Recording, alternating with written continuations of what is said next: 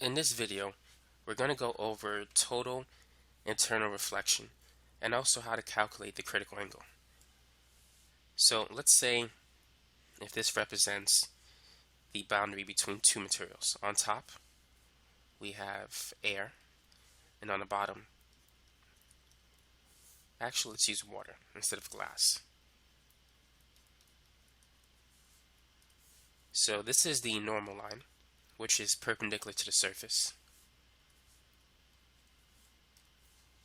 And the ray that strikes the boundary between air and water is called the incident ray.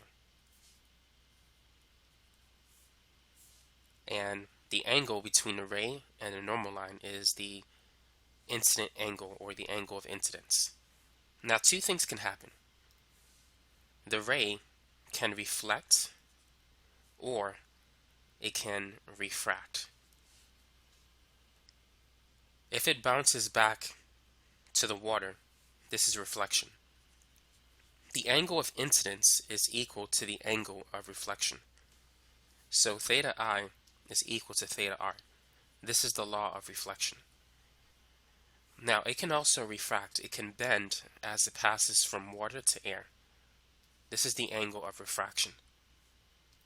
The equation that relates the angle of incidence and the angle of refraction is Snell's law. It's n1 sine theta is equal to n2 sine theta 2.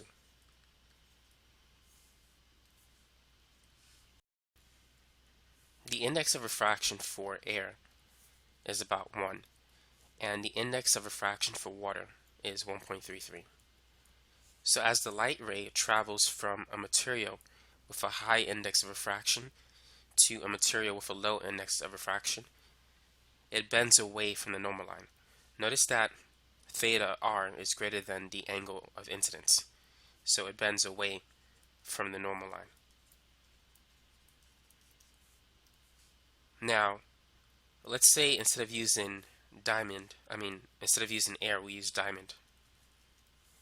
Diamond has a much higher index of refraction than air. It's about 2.42.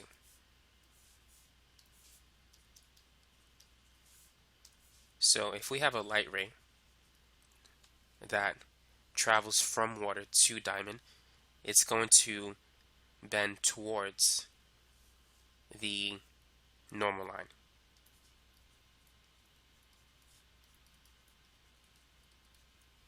And so the angle of refraction is much less. So therefore, as n increases, theta decreases. Now, for total internal reflection to occur, light has to travel from a high n value to a low n value, not from a low n value to a high n value. So total internal reflection will not occur between water and diamond as light travels from water to diamond, but it can occur as light travels from water to air. The reason for that, because the angle of refraction, it bends away from the normal line.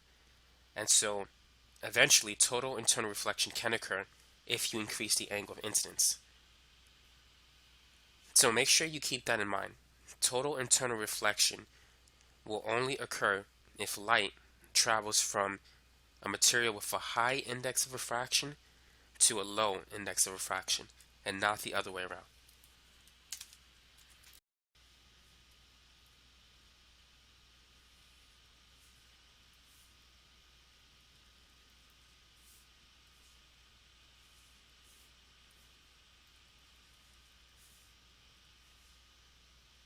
So anytime you have an incident ray striking a boundary, two things can happen. It can reflect or it can refract. But let's focus on the refraction part. So this is the angle of incidence and this is the angle of refraction. And let's say this is air and water. Now what's going to happen if we increase the incident angle? If you increase the incident angle, the angle of refraction will increase as well. As you increase the incident angle, there comes a point where the angle of refraction becomes 90.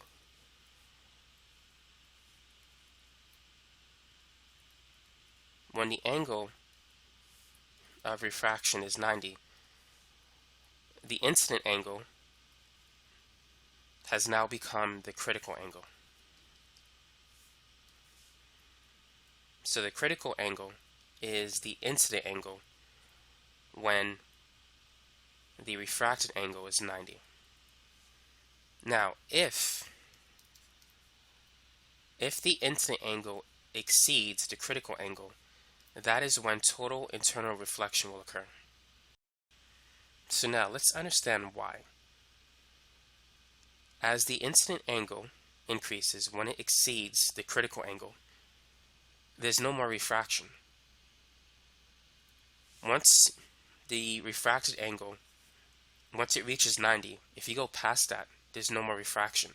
So the only thing that can happen is reflection. Keep in mind, you always have reflection.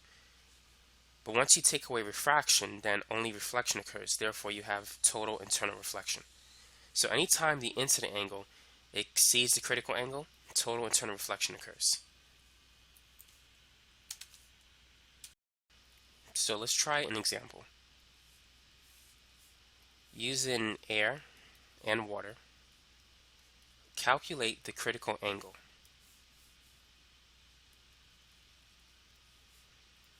What must be the incident angle at which the refracted angle is 90?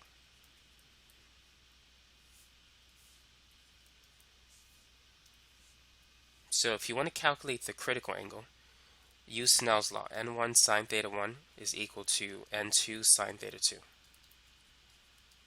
Keep in mind the index of refraction for air is 1, and for water it's 1.33.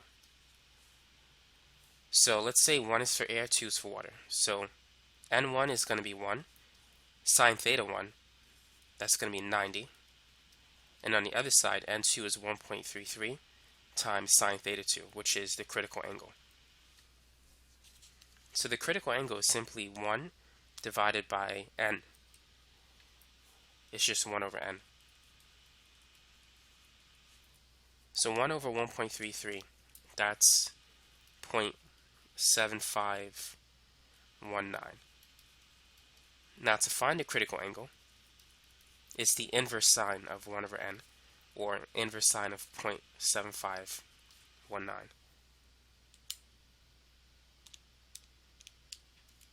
So therefore, the critical angle in our example is about 48.75. At this angle, the angle of refraction is 90. If the incident angle exceeds the critical angle, then total internal reflection will occur. So let's see what happens if we increase the incident angle to 90. By the way, keep in mind that the incident angle could be anything. The critical angle is simply the incident angle when the refracted angle is 90. So using this equation again, N1 sine theta 1 is equal to N2 sine theta 2. So we're going to use 1 and 90. N2 is going to be 1.33. Actually, let's change it. Let's solve for the new refracted angle if the incident angle exceeds the critical angle. Let's say the incident angle is 50. Keep in mind the critical angle is about 48.75. So let's attempt to solve for the refracted angle if the incident angle exceeds the critical angle. So N1 is 1. We're looking for the refracted angle. N2 is still 1.33, and theta 2 is 50. So 1.33 times sine of 50 is 1.02. Now, sine can never be greater than 1. It doesn't happen. If you were to type in the inverse sine of 1.02, you will get an error in the calculator. It doesn't work. So therefore, there is no refracted angle when the incident angle exceeds the critical angle. Refraction doesn't occur anymore. And that's why you have total internal reflection. if you try to solve it, you're going to get an error. Sine cannot be greater than 1. So after 48.75, refraction no longer occurs, and so total internal reflection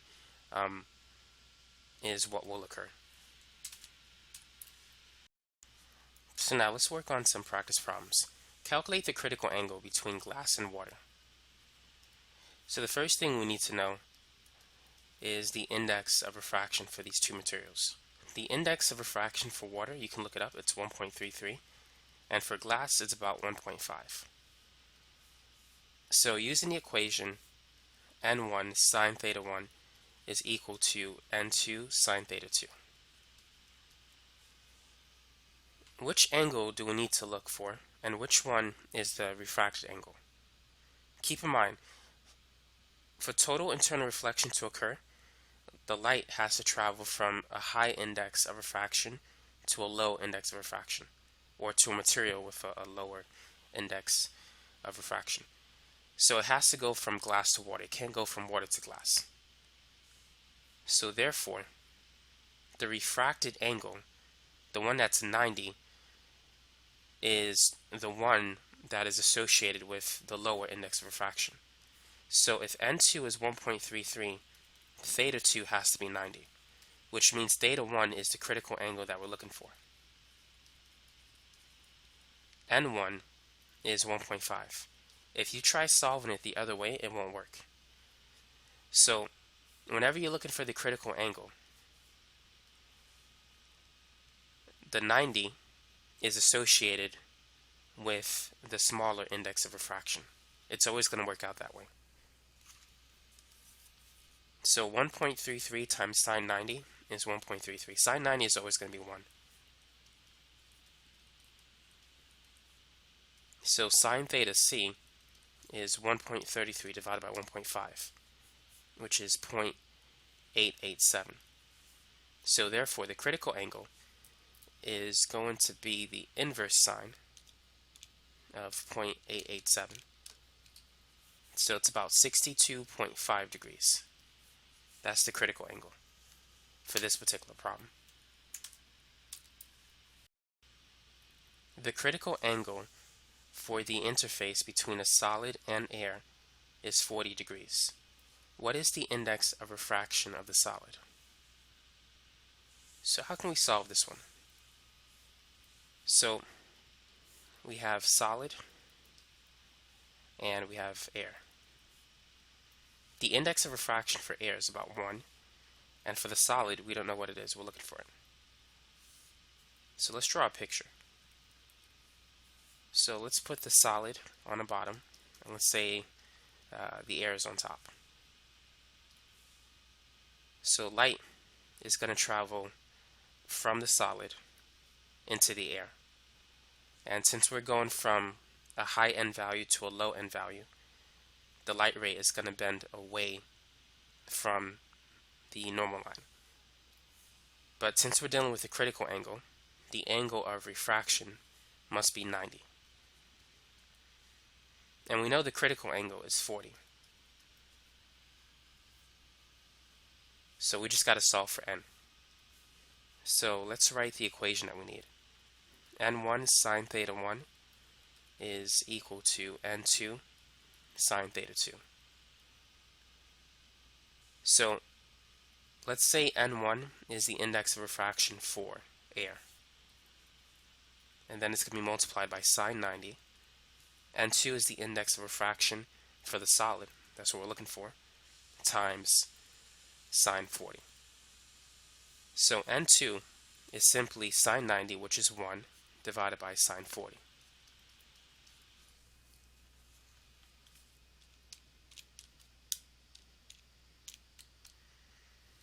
And so the answer